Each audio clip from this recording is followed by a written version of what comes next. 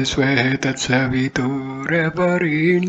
भर्गो देवस्य धीमहि धियो यो नः प्रचोदयात्। ओम शांति शांति शांति ही। नमस्कार मेरे प्यारे दोस्तों, ये मृत्यु के बाद हमारा क्या होता है, इस विषय का चौथा वीडियो है। ये वीडियो हम शुरू करते हैं। भूत व्याधा और उसका निवारण। साधारण श्रेणी या निकृष्ट कोटि का जीवन बिताने वाले वे व्यक्ति जो लालसा, पीड़ा एवं मोहग्रस्त अवस्था में शरीर छोड़ते हैं, अक्सर प्रेत योनियों में पड़ जाते हैं। यह पिछले पृष्ठों में बताया जा चुका है। इस योनि में आत्मा की कोई विशेष उन्नति नहीं होती। अतृप्ति, द्वेष, कुढ़न आदि से प्रेरित होकर यह दूसरों को कष्ट देने, डराने या हानि पहुंचाने का प्रयत्न किया करते हैं। कुछ ऐसे होते हैं जो अत्यंत मोहग्रस्त होने के कारण प्रेत हुए हैं और अपने प्रियजनों के साथ रहना चाहते हैं। यह हानि तो कुछ नहीं पहुंचाते, परंतु अपनी वासनाओं को तृप्त करने के लिए कुछ न कुछ याचना करते रहते हैं। स्थूल मनुष्य शरीर की भांति इन प्रेतों का शरीर नहीं होता और न उन्हें अन्न जल की आवश्यकता होती है।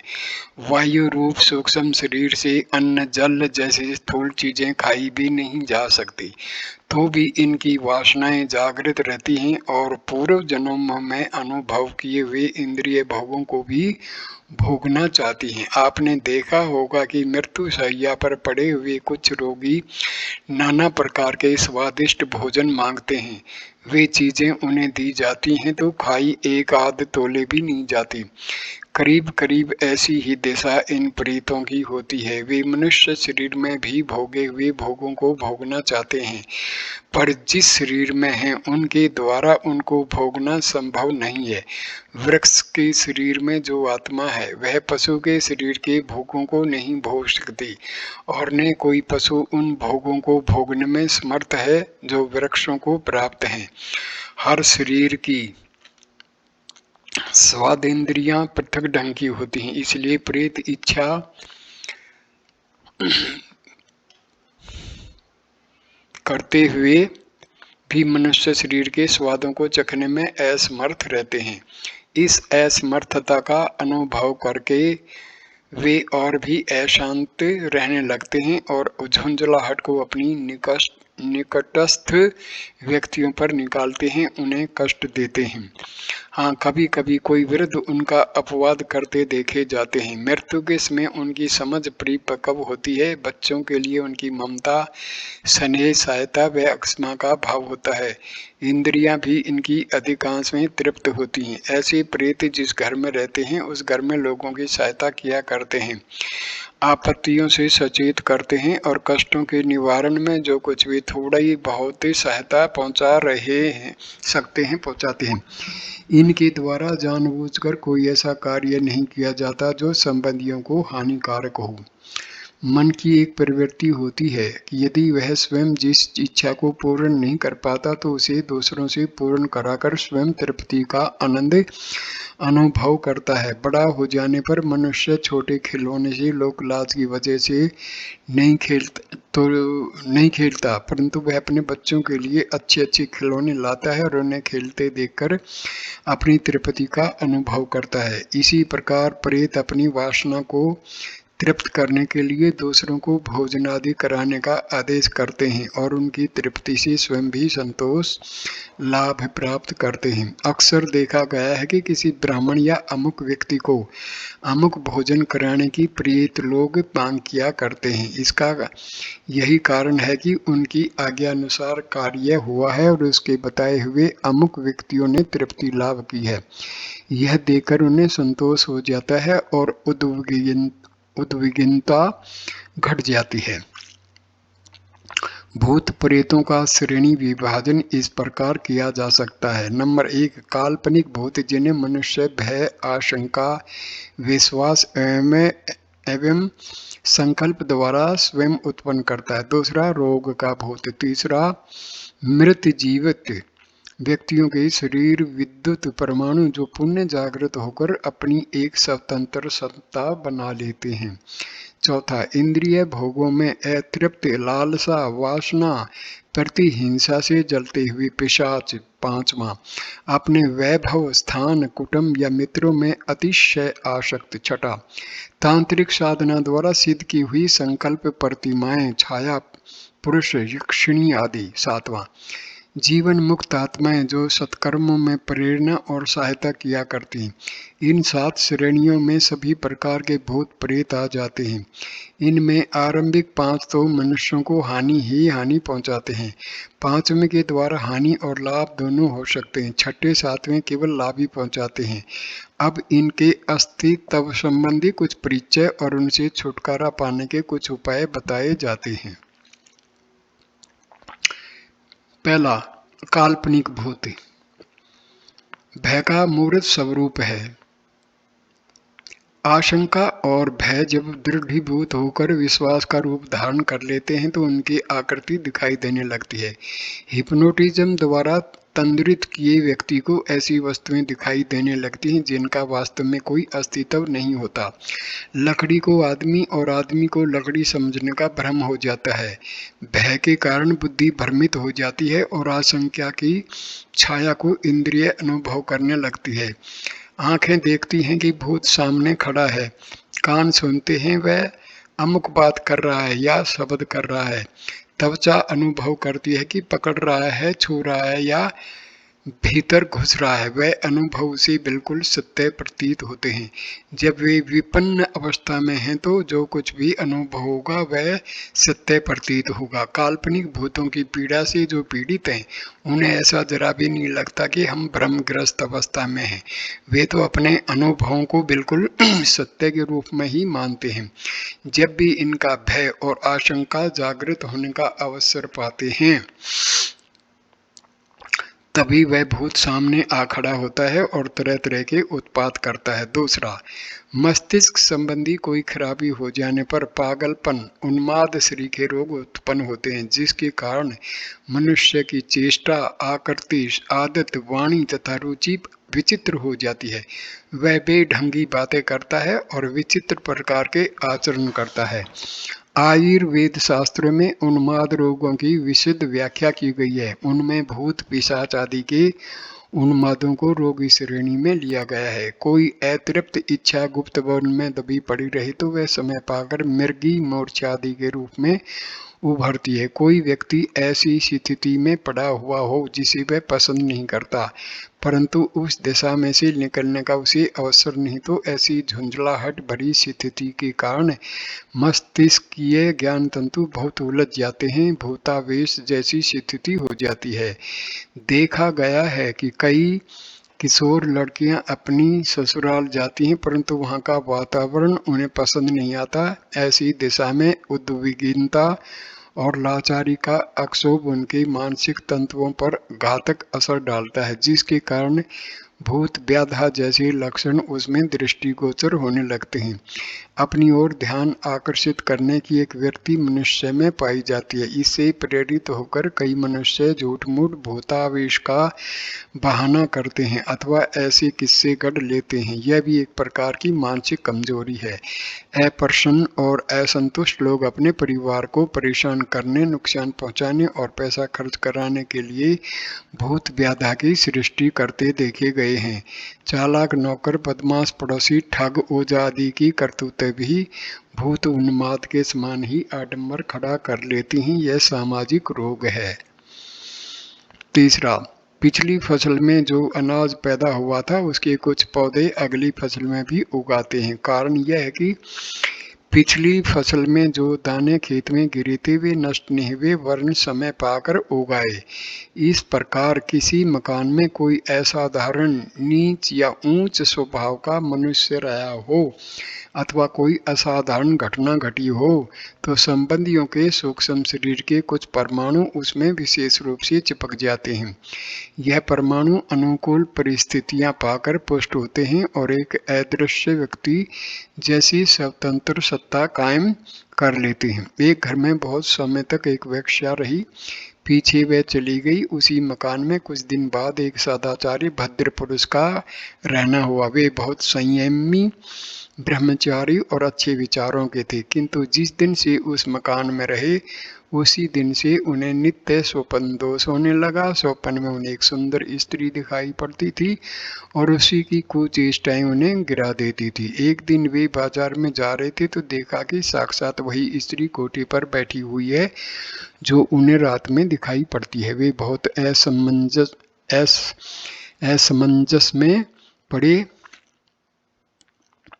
कि यह क्या मामला है। वे घबराए हुए हमारे पास आए, हमें सारी घटना उन्होंने बताई।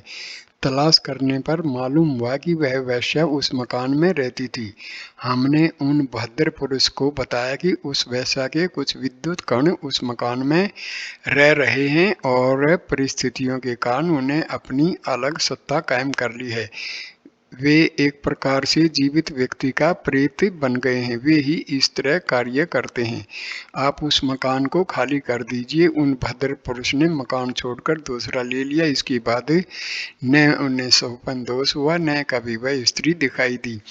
ऐतिहासिक स्थानों या तीर्थ स्थानों में कभी कभी वहाँ के प्राचीन पुरुषों की झलक दिखाई दे जाती है। वृंदावन की सेवा कुंज में कभी कभी श्री कृष्ण जी की एक अस्फुट सी झांकी लोगों को हुई है। किन्हीं ने रासलीला होती देखी है। ऐसे दृश्यों का कारण यह है कि ऊंची आत्माओं का तेज बहुत बढ़ा चढ़ा होता है। उस तेज के विद्युत कण हजारों वर्षों तक वहां बने रहते हैं और समय समय पर उनका मूर्त रूप देखने में आता रहता है। कुरुक्षेत्र, इंद्रप्रस्थ आदि के ऐतिहासिक स्थानों में किन्हीं को महाभारत कालीन पुरुषों की झांकियां होती हैं। तीर्थों के वातावरण में एक विशेषता यह होती है कि वहाँ जो प्रख्यात मनस्वी महापुरुष हुए हैं उनका प्रभाव किसी न किसी रूप में विद्यमान रहता है और वह अनुकूल मनोभूमि वाले लोगों को विशेष रूप से प्रभावित करते हैं। स्पष्ट है कि जहाँ मनुष्य शरीर का कुछ असाधारण प्रयोग हुआ है वहाँ भूत व्याधा जैसी गड़बड़ें बहुत देखी जाती हैं। शमशान, कब्रिस्तान, फांसी घर, जिव्वखाने आदि स्थानों का वातावरण बड़ा आतंकित रहता है। इन स्थानों पर शरीर यंत्र का असाधारण उपयोग किया जाता है, जिसके कारण उन शरीरों के कुछ परमाणु वहां जम जाते हैं और समय समय पर अपना अस्तित्व प्रकट करते हैं। उन स्थानों की समीपता में आने वालों को भय और आतंक उत्पन्न करने वाले कई प्रकार के अनुभव होते हैं। जिन घरों में हत्याएं होती हैं, दुष्ट कर्म होते हैं, उनमें भी ऐसा ही भयावह वातावरण बना रहता है। इन भयंकरताओं की मूल में वे परमाणु हैं जो भूतपूर्व व्यक्तियों के शरीर से असाधारण प्रतिक्रिया द्वारा निकलते हैं। वे आत्माएं भले ही मर चुकी हों, दूसरी जगह जन्म ले चुकी हों या जीवित हों, जो भी स्थिति हो, पर उनके सूक्ष्म शरीर से निकले हुए यह भूत प्रेत स्वतंत्र रूप से बहुत काल तक अपना अस्तित्व बनाए रहते हैं और परिचय देते रहते हैं। इन परमाणु प्रेतों द्वारा भी वैसे ही विस्मयजनक भयंकर कार्य होते हैं जैसे अन्य प्रकार के भूतों द्वारा हो सकते हैं। चौथा, इंद्रिय भोगों से अतृप्त वासनाग्रस्त प्रेत अपने प्रियजनों पर विशेष रूप से आतंक जमाते हैं, क्योंकि उनका पहले से ही उनसे परिचय होता है और अपने पूर्व अनुभव के आधार पर वे सोचते हैं कि इच्छाएं इनके द्वारा पूरी हो सकती हैं। खाने पीने की चीजों की उनकी इच्छा अधिक होती है। कोई अपने लिए चबूतरा, वृक्ष आदि रहने योग्य स्थान चाहते हैं। किन्हीं को दान पुण्य, तीर्थ स्थान, देव दर्शन आदि शुभ कार्यों में रुचि होती है। कोई अपनी आज्ञा पालन करा के अपने अहंकार को पूरा करना चाहते हैं। जो भी उनकी इच्छा हो उसे पूर्ण कराने के लिए वे उपद्रव करते हैं और जब उनकी इच्छा पूर्ण हो जाती है तो संतुष्ट हो जाते हैं। इनके निवास स्थानों को अपवित्र करने वाले, वहां विघ्न बाधा उपस्थित करने वाले ही अक्सर उनके क्रोध भाजन बनते हैं। मध्याह्न या मध्य रात्रि के समय उनका क्षोभ बढ़ता है। इस समय में निकटस्थ व्यक्ति पर अकारण ही वे आक्रमण कर बैठते हैं। पिछले जन्म का बदला चुकाने के लिए उनके उत्पात होते हैं। 5वां, अपने प्रियजनों में अतिशय मोह करने वाले मनुष्य मृत्यु के उपरांत अपनी प्रबल मोह भावना के वशीभूत होकर प्रेत योनि पाते हैं और अपने उसी घर के आसपास फिरते रहते हैं।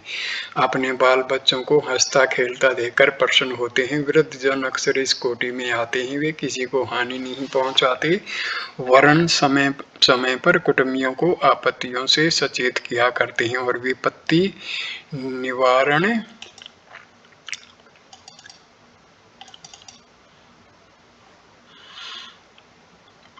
में सहायता करते हैं। इन्हें पितर कहते हैं। जो तरुण अवस्था में मृत्यु को प्राप्त होते हैं और जिनकी लालसाएं अत्यंत उग्र एवं स्वार्थपूर्ण होती हैं, वे अपने प्रियजनों को अपनी जैसी प्रेत अवस्था में ले जाकर साथ रहने की इच्छा करते हैं और उसी भावना से वे अपने प्रियजनों को मार डालने का भी आयोजन करते हैं।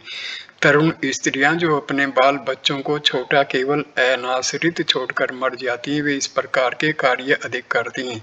अपने बच्चों को अपने साथ रखने की मोहमयी लालसा उनसे इस प्रकार का कार्य कराती हैं।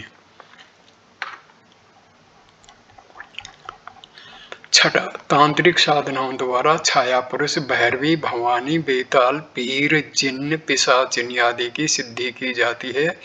उन्हें वश में किया जाता है। उनकी सहायता से अमुक वस्तुएं प्राप्त की जाती हैं, अमुक कार्य पूरे किए जाते हैं और अमुक व्यक्तियों को अमुक प्रकार की हानियां पहुंचाई जाती हैं।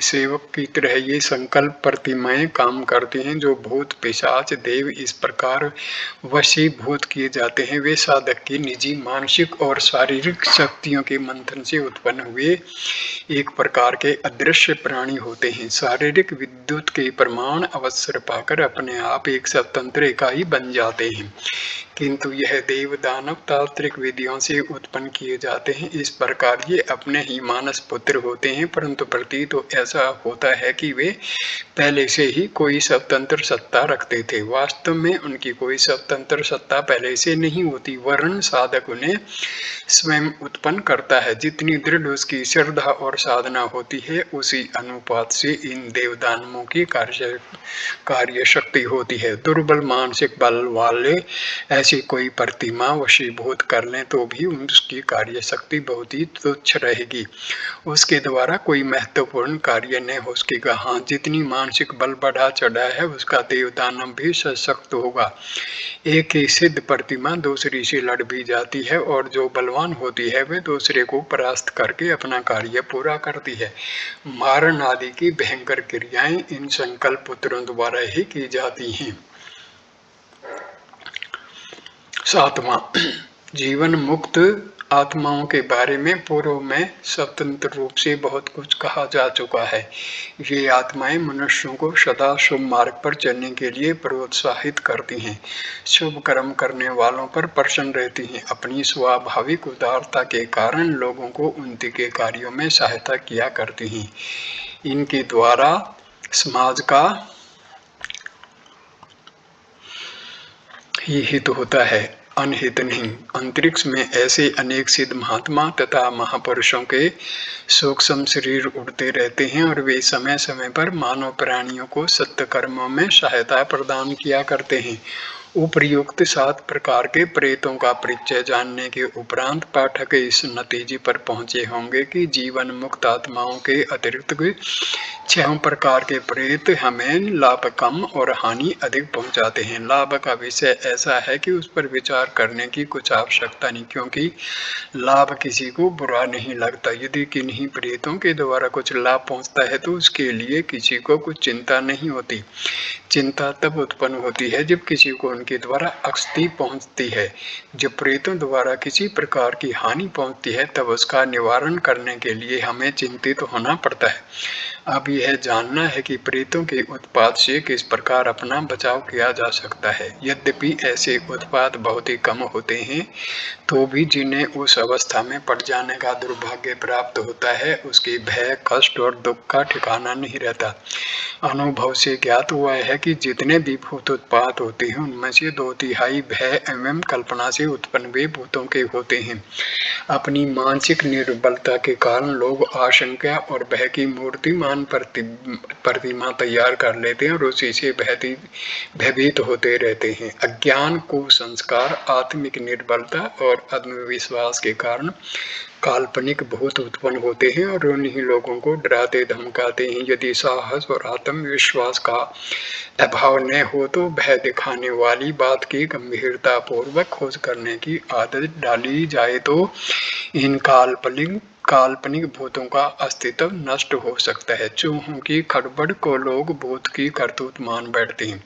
अंधेरे में झाड़ी की टहनियां यदि हाथ पांव से दिखाई दे रहे हों या कैंचुली की मिट्टी बिखर रही हो तो मशाल जलाकर भूतों की बारात निकलती समझी जाती है। घर में बंदर ने ईंट या पत्थर फेंक दिया हो तो वह भी भूत की हरकत समझी जाती है। कोई मस्करा या धूर्त व्यक्ति ऐसे आडंबर रच डालता है जिसे सहजी भूत की माया समझा जा सकता है। इस प्रकार की घटनाओं की गंभीरता पूर्वक छानबीन की जाए तो कारण का पता चल जाता है और भ्रम से सहज को छुटकारा मिल जाता है। मिथ्या भ्रमों के विरुद्ध जोरदार आंदोलन किया जाए और मिथ्या विश्वासों को लोगों के मन से हटा दिया जाए तो भूतों की 2/3 बाधा मिट सकती है। शेष 1/3 में आधा भाग मनुष्य शरीर के निकले हुए विद्युत परमाणुओं की स्वतंत्र सत्ता का होता है। इनका प्रभाव किसी स्थान विशेष में होता है, एक नियत घेरे के अंदर ही यह अपना प्रभाव दिखा सकती हैं। वह भी तब जब कोई अकेला आदमी वहां सुनसान समय में रहे। बहुत से मनुष्यों की भीड़ में उनकी शक्ति निर्बल हो जाती है। इन परमाणु प्रतिमाओं में बहुत थोड़ी ताकत होती है। अपना रूप दिखा देना, सोपन या तंद्रावस्था में पड़े हुए व्यक्ति को अपना परिचय देना, कोई शब्द या दृश्य प्रकट करना आदि कार्यों द्वारा उनका अस्तित्व दिखाई पड़ता है। उससे डरकर कोई स्वयं ही अपनी हानि कर ले यह बात दूसरी है। वैसे उन परमाणु प्रतिमाओं में ऐसी शक्ति नहीं होती कि किसी को कुछ हानि लाभ पहुंचा सकें। सैकड़ों पीछे 15-20 घटनाएं इन प्रतिमाओं के द्वारा होती देखी जाती हैं। जिन घरों में इस प्रकार की गड़बड़ें दिखाई पड़े उन्हें कई बार अच्छी तरह चूना, गोबर, फिनाइल आदि से साफ करना चाहिए। नीम की पत्तियां घरों में जलाकर बाहर से दरवाजा बंद कर देना चाहिए ताकि पत्तियों का धुआं घर में न भर जाए। इसके अतिरिक्त हवन यज्ञ आदि का भी अच्छा प्रभाव पड़ता है। जागरण, धार्मिक गीत, वाद्य, संकीर्तन, शंख ध्वनि से इस प्रकार की अणुमूर्तियों को हटाने में सहायता मिलती है। प्रेतोन्माद के मानसिक रोग की चिकित्सा आरंभ करते हुए रोगी को बलवीर्यवर्धक भोजन देना चाहिए। ब्राह्मी, शतावरी, आंवला, सालब, गोरखमुंडी, शंखपुष्पी, वत्स प्रभृति औषधियां सेवन करना। ब्राह्मी तथा आंवले का तेल सिर पर एवं शरीर पर मलवाकर हित रखता है। जिस स्थान से रोगी का जी उचट रहा हो वहां से हटाकर कुछ दिन के लिए इच्छित स्थान में रखना भी उचित है। जहां तक संभव हो सके संतुष्ट और प्रसन्न रखने का प्रयत्न किया जाए। सहानुभूति पूर्ण व्यवहार करने और मस्तिष्क को शक्ति देने वाली चीजें सेवन करने से ऐसा रोगी बहुत अच्छे हो जाता है। जिन्हें ऐसा विश्वास जग गया हो कि मुझे किसी बलवान भूत ने पकड़ रखा है और अब मुझसे कुछ नहीं हो सकता, ऐसे निर्बल स्वभाव वाले व्यक्तियों के सामने कुछ ऐसा आडंबर रचना होता है कि जिसे प्रभावित होकर वह यह विश्वास कर लें कि हमारे ऊपर जो भूत था वह संतुष्ट कर दिया या मार भगाया गया। कांटे से कांटा निकालने की और विष से विष मारने की नीति से यहाँ काम लेना पड़ता है। इसके अतिरिक्त कुछ और चारा नहीं। जिनके अंतर्मन में यह विश्वास गहरा उतर चुका है कि मेरे ऊपर भूत चढ़ा है, उसका भ्रम यह कहने मात्र से ही नहीं मिट सकता कि तुम्हें कुछ नहीं है, केवल तुम्हारी काल्पनिकता और मानसिक निर्बलता है। रोगी इस बात को नहीं मान सकता, उसे इस पर विश्वास नहीं हो सकता। हर व्यक्ति की मानसिक स्थिति भिन्न होती है। जो लोग अपने विश्वास के आधार पर भूतग्रस्त हो जाते हैं उनमें भावुकता की मात्रा अधिक होती है। ऐसे लोगों को नाटकीय ढंग से कुछ अद्भुत, विचित्र और आतंकी उत्पात करने वाली पद्धति से अच्छा किया जाता है। यूरोपीय रीतियों के अनुसार प्लेन चिट ऑटोमेटिक राइटिंग करने की पद्धति का हमारे देश में भी प्रचार हो गया है। पहले हमें भी उसे ठीक समझते थे, परंतु नए अनुभवों के आधार पर ऐसा प्रतीत हुआ है कि यह अपनी ही मानसिक शक्तियों का एक खेल है। इन उपायों द्वारा किसी मृत आत्मा के संदेश आना बहुत संदेहास्पद है, इसलिए इन साधनों का प्रयोग करने के लिए हम अपने पाठकों को सलाह नहीं दे सकते। अपनी ओर से भूत प्रेतों के संबंध में अधिक रुचि लेना भी ठीक नहीं। हाँ, किसी को अनायास भूत व्याधा का शिकार होना पड़े तो उससे छुटकारा पाने के लिए प्रयत्न करना आवश्यक होता है। धन्यवाद दोस्तों, ये वीडियो देखने के लिए। ये टॉपिक का पूरा वीडियो हो गया है। नमस्कार। कृपा करके वीडियो को लाइक करना, कमेंट करना, शेयर करना और चैनल को सब्सक्राइब करना। धन्यवाद मेरे दोस्तों।